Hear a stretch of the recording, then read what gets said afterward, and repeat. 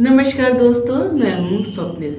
आज हम बात करेंगे फिल्म गाइड के बारे में। देवानंद साहब के नवकेतन बैनर के तले ये कालजयी फिल्म भला किसे याद नहीं है। याद करने की क्या बात है, कोई इसे भूला ही कहाँ है।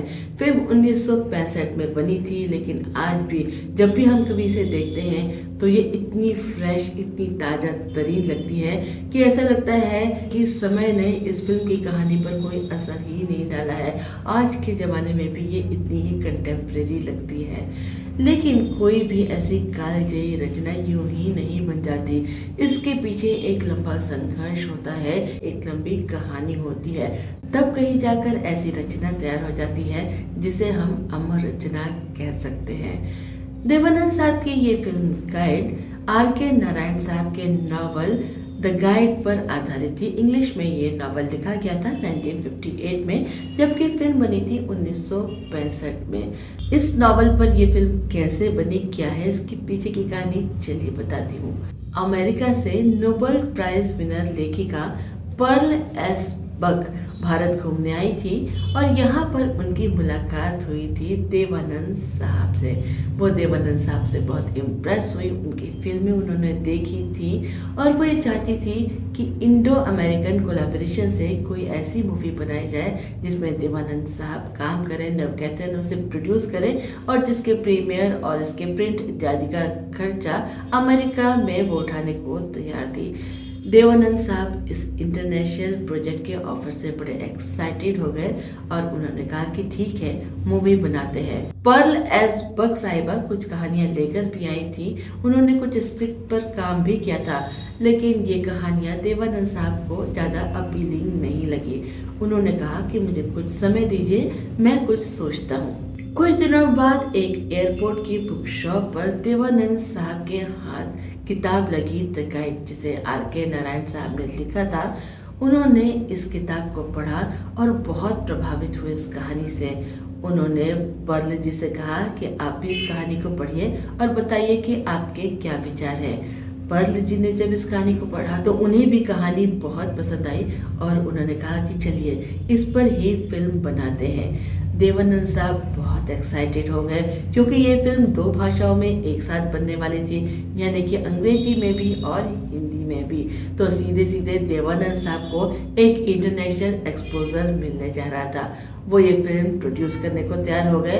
उन्होंने फौरन इसके राइटर R.K. नारायण साहब से संपर्क किया फिल्म के राइट्स लेने के लिए। R.K. नारायण साहब भी राजी हो गए अपनी किताब और कहानी को बेचने के लिए। अब देवानंद साहब के सामने समस्या है कि फिल्म को डायरेक्ट कौन करेगा, लेकिन ये कोई ऐसी समस्या थी नहीं। वैसे तो वो खुद भी डायरेक्टर थे, लेकिन उनकी ज़्यादातर फिल्में उनके छोटे भाई गोल्डी यानी कि विजय आनंद डायरेक्ट करते थे, जो एक बहुत ही काबिल डायरेक्टर थे। तो उन्होंने विजय आनंद से कहा कि मैं ये फिल्म बनाना चाहता हूँ, ये नॉवेल है, तुम भी एक बार इसे पढ़ लो और इसकी स्क्रिप्ट हम तैयार कर रहे हैं। विजय आनंद साहब ने वो नॉवेल पढ़ा और उन्होंने तुरंत ही इसे रिजेक्ट कर दिया। उन्होंने कहा कि हिंदी के दर्शक इस कहानी को एक्सेप्ट नहीं करेंगे, बहुत बोल्ड है ये कहानी। इसकी नायिका पहली बात तो एक शादीशुदा महिला है और अपने पति को छोड़ के अपने प्रेमी के साथ एक नए जीवन की शुरुआत करती है, अपना करियर बनाती है। ऐसा कैरेक्टर कोई पसंद नहीं करेगा, हिंदुस्तान में ऐसी नायिका को कोई नहीं देखना चाहता। और इसके अलावा इसके तीनों मुख्य पात्र यानी कि रोजी, मार्को और राजू गाइड यानी कि 3 मुख्य कलाकार जो पात्र हैं, तीनों नेगेटिव लग रहे हैं। इसे कौन देखेगा? इसके इंग्लिश वर्जन में ही तुम काम करो, हिंदी में ये फिल्म मत बनाओ। देवानंद साहब इस बात पर नाराज हो गए और कहने लगे कि मैं हिंदी फिल्मों का नायक हूँ और हिंदी के दर्शक मुझे देखना चाहते हैं। सिर्फ अंग्रेजी में अगर ये फिल्म बनेगी तो इसको प्रोड्यूस करने का भला क्या फ़ायदा होगा? इस फिल्म को हिंदी में मैं जरूर बनाऊंगा। गोल्डी की बात पर वो नाराज हो गए और उन्होंने सोचा कि इस फिल्म को किसी और डायरेक्टर से वो डायरेक्ट करवाएंगे। उन्होंने डायरेक्टर राज खोसला से इसके बारे में बात की। राज खोसला साहब इंटरनेशनल प्रोजेक्ट के लिए तुरंत राजी हो गए। अब समस्या आई कि इस फिल्म की नायिका कौन होगी, क्योंकि क्योंकि नायिका का किरदार ऐसा था कि वो एक प्रोफेशनल डांसर है, तो देवानंद साहब के दिमाग में एक ही नाम तुरंत आया, वो थी वैजयंती माला, जो कि एक ट्रेन डांसर थी। लेकिन जब उन्होंने पर्ल जी से इस बारे में बात की और वैजयंती माला जी की कुछ क्लिपिंग्स दिखाई, तो पर्ल जी इसके लिए राजी नहीं हुई। उन्होंने कहा कि हम चाहते हैं कि इसकी जो भी नायिका हो वो बहुत स्लिम ट्रिम हो। वैजयंती माला का सौंदर्य थोड़ा सा मांसल था, जो उन्हें नहीं पसंद आया। वो लीला नायडू को पसंद कर रही थी, लेकिन देवानंद साहब ने कहा कि लीला नायडू को हिंदी के दर्शक ज़्यादा नहीं पसंद कर पाएंगे, तो वहीदा रहमान जी के नाम पर बात फाइनल हुई। वहीदा रहमान जी इस फिल्म में काम करने को राजी हो गई, लेकिन जैसे ही उन्हें पता चला कि फिल्म के निर्देशक राज खोसला हैं, उन्होंने फौरन मना कर दिया और उन्होंने कहा कि पिछली फिल्म में राज खोसला साहब ने उनके साथ अभद्र व्यवहार किया था, जिससे कि उनकी माँ बहुत नाराज हो गई थी और माँ ने उनसे कसम ली है कि दोबारा वो राज खोसला के साथ कभी काम नहीं करेंगी। तो अगर राज खोसला फिल्म को डायरेक्ट करेंगे तो मैं इस फिल्म में काम नहीं करूंगी। अब देवानंद साहब बेचारे फिर परेशान हो गए। राज खोसला जी को ये समस्या बताई तो राज खोसला इस प्रोजेक्ट से अलग हो गए। तब तक पर्ल जी ने इसके अंग्रेजी वर्जन के लिए डायरेक्टर फाइनल कर लिया था। पोलिश मूल के अमेरिकन टीवी डायरेक्टर थे टैड डैनिलेविस्की। अब देवानंद साहब परेशान थे कि हिंदी का डायरेक्टर तो फाइनल हो ही नहीं पा रहा था। वो एक बार फिर से स्क्रिप्ट लेकर गोल्डी के पास गए।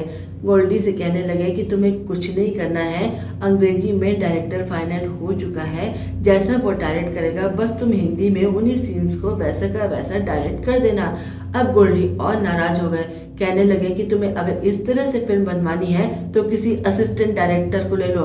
अगर मैं फिल्म बनाऊंगा तो अपने तरीके से बनाऊंगा और इस फिल्म की स्क्रिप्ट भी मैं खुद लिखूंगा। अब देवानंद साहब करें तो क्या करें। शूटिंग की डेट पास आ रही थी, अमेरिका से टीम आने वाली थी, लेकिन यहाँ डायरेक्टर ही फाइनल नहीं हो पा रहे थे। हीरोइन अलग नाराज हो गई थी। वो अपने बड़े भाई चेतन आनंद साहब के पास गए और कहने लगे कि आप इस फिल्म को डायरेक्ट कर दीजिए।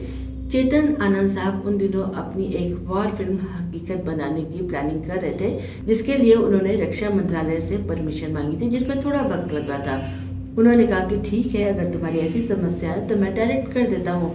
लेकिन जब वो लोकेशन देखकर उदयपुर से वापस आए तो इसी बीच रक्षा मंत्रालय से चिट्ठी आ चुकी थी, उन्हें परमिशन मिल गई थी। लद्दाख में शूटिंग होनी थी और सिर्फ 1 महीने का समय था, क्योंकि उसके बाद लद्दाख में बर्फ गिरने लगती है, तो उनकी भी समस्या आ चुकी थी।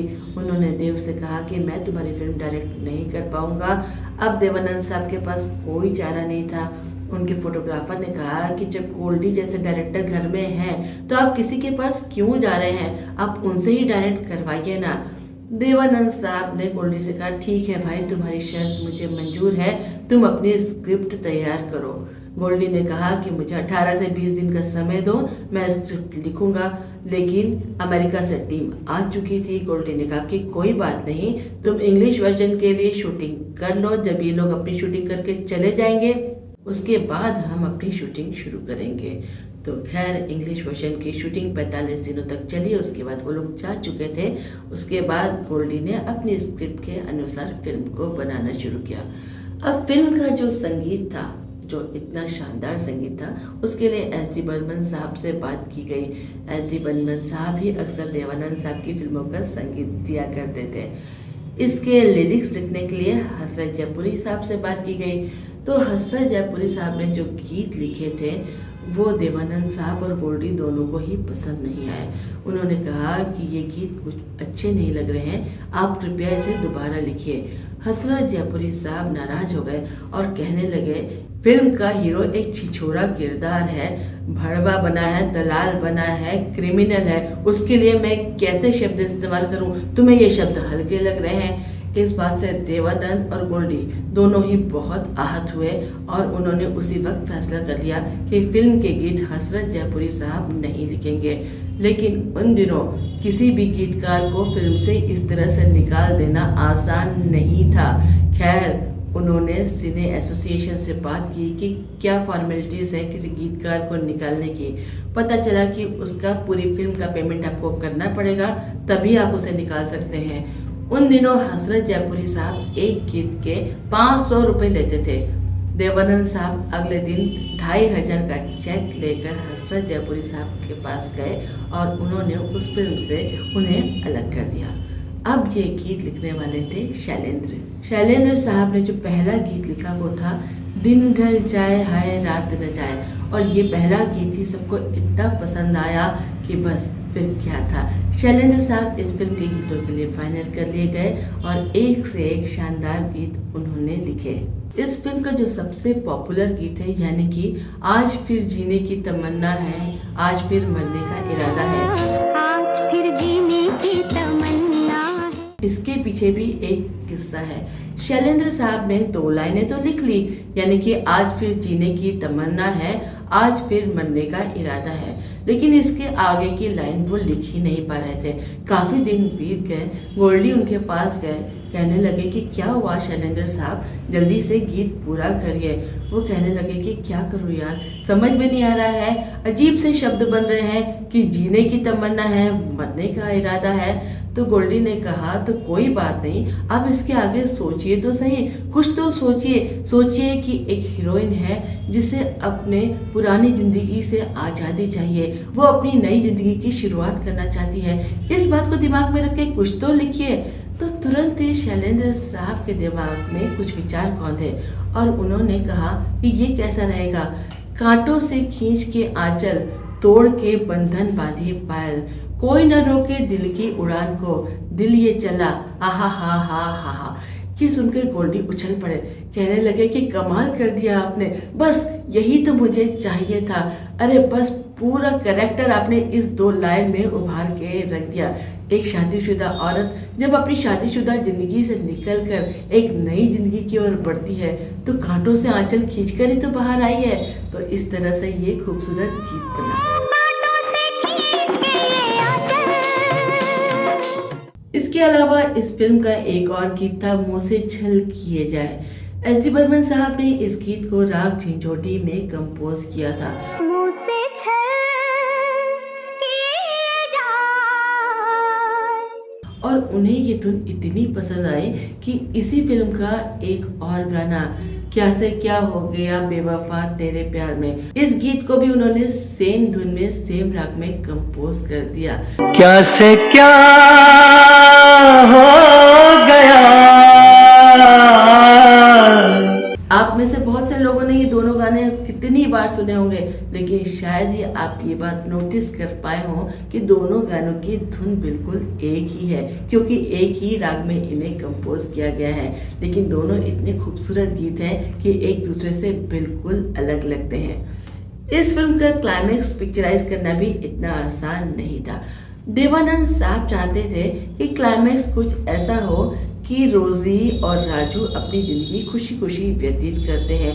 उन्होंने कहा कि कुछ ऐसा लिख दो कि रोजी जो है वो प्रेग्नेंट है और जब राजू को ये बात पता चलती है तो वो उससे शादी कर लेता है, संन्यास छोड़ता है और एक बार फिर से दोनों खुशी खुशी रहने लगते हैं। लेकिन गोल्डी ने कहा कि नहीं, ये नहीं होगा, हमारी फिल्म का हीरो सन्यासी बन चुका है, उसने मोह माया सब त्याग दिया है, उसने अपने अंतर मन की पुकार सुनी है, अब वो संसार में वापस नहीं आएगा, उसे मरना पड़ेगा। देवानंद साहब इसके लिए बिल्कुल तैयार नहीं थे। उन्होंने कहा कि दर्शक मुझे मरते हुए नहीं देखना चाहेंगे, लेकिन गोल्डी बिल्कुल अड़ गए थे। साथ ही साथ उन्होंने देवानंद को गेटअप भी दिया था दाढ़ी वाला। देवानंद इसके लिए भी तैयार नहीं थे। जिस दिन उनके चेहरे पर दाढ़ी लगाई गई वो 3 घंटे तक मेकअप रूम से बाहर नहीं आए, ये कहकर कि लोग देवानंद को हैंडसम देखना चाहते हैं, इस तरह के गेटअप में भला मुझे कौन देखना पसंद करेगा। लेकिन गोल्डी अपनी तरह के कड़क डायरेक्टर थे, भाई हो या कोई और, किसी की नहीं सुनते थे। उन्होंने कहा कि नहीं, तुम्हें इसी गेटअप में बाहर आना पड़ेगा, इसके आगे का किरदार तुम्हें इसी गेटअप में ही निभाना पड़ेगा। देवानंद साहब के पास कोई चारा नहीं था। खैर, फिल्म में कुछ हिस्से में उन्होंने दाढ़ी रखी है और क्योंकि ये किरदार का पार्ट है, लोगों को ये बहुत पसंद आया और फिल्म में एंड में देवानंद साहब की मृत्यु भी हो जाती है। देवानंद साहब को लग रहा था कि ये फिल्म किस तरह से लोग पसंद करेंगे और शुरू में जब इसका फर्स्ट प्रिंट तैयार हुआ तो बहुत से डिस्ट्रीब्यूटर इसे डिस्ट्रीब्यूट करने को भी तैयार नहीं हुए, क्योंकि उन्हें लगा कि ये फिल्म बहुत बोल्ड है, अपने समय से बहुत आगे है, ऐसी कहानी लोग कैसे एक्सेप्ट करेंगे। लेकिन जब ये फिल्म रिलीज हुई तो लोगों के दिलो दिमाग पे छा गई। ये फिल्म अपनी तरह की एक अनोखी फिल्म थी। ऐसी स्क्रिप्ट हिंदुस्तानी पर्दे पर पहले कभी नहीं आई थी। इस फिल्म के बोल्ड कंसेप्ट के बावजूद लोगों ने इसे खुले मन से स्वीकार किया। फिल्म को 7 फिल्म फेयर अवार्ड मिले। हाँ, लेकिन एक बात जरूर है, इस फिल्म का इतना शानदार संगीत था, लेकिन संगीत में इस फिल्म को एक भी अवार्ड नहीं मिला। लेकिन क्या फर्क पड़ता है, इस फिल्म का संगीत तो अमर है। आज भी हम जब इसके गानों को सुनते हैं तो जैसे इसकी धुनों में, इसके शब्दों में खो जाते हैं, है कि नहीं। तो देखा दोस्तों आपने कि ऐसी कालजयी रचना बनाने के पीछे कितना लंबा संघर्ष था, कितने सारे किस्से, कितनी सारी अड़चने थी, जिसके बाद ये इतनी शानदार मूवी बनी और हम सबके सामने आए, जो इतने साल बाद भी लोगों को आज भी उतनी ही पसंद आती है जितनी शायद तब पसंद आई होगी जब ये रिलीज हुई होगी। तो दोस्तों फिर मिलूंगी मैं आपसे कुछ नए फिल्मी किस्सों के साथ, और आपसे एक रिक्वेस्ट है कि अगर आपको ये किस्से पसंद आ रहे हैं इसे लाइक करना ना भूलिएगा। मेरे चैनल को सब्सक्राइब करिए, क्योंकि मैं आपके लिए कुछ इसी तरह के किस्से लेकर आती रहूंगी। फिलहाल मैं चलती हूँ, नमस्कार।